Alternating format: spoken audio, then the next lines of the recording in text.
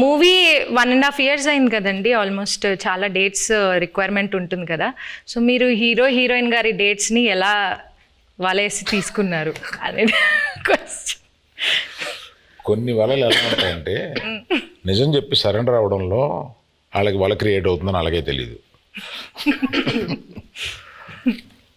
చైతన్య గారి దగ్గరికి వెళ్ళి ఈ సినిమా మామూలుగా మీరు చేసే ఇతర సినిమాలకు కాదు, దీని చాలా టైం పడుద్ది, దీని ఎండ్ డేట్ ఎప్పుడు అని అడగకూడదు, దీనికి గడ్డం పెంచాలి, మేము చెప్పే వరకు మీరు ఆ గడ్డం తీయకూడదు, మాకు బేసిక్గా మీ క్యారెక్టర్లో చాలా బాగుంటారు కానీ ఈ 2 కండిషన్లకు మీరు ఒప్పుకుంటారా లేదా అని డౌట్ ఉండి మా వాళ్ళు ఎవరు మాట్లాడకుండా నన్ను ముందుకు తోశారు, అందుకు నేను వచ్చాను మీ దగ్గరికి అని అన్నాను.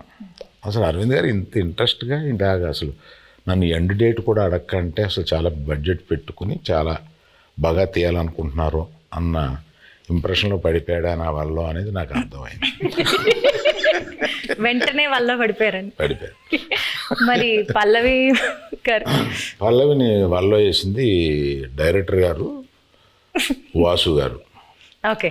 పడిపోయిన తర్వాత మా ఆఫీస్కి వచ్చారు, అప్పుడు నేను వలలో పట్టుకున్నాను.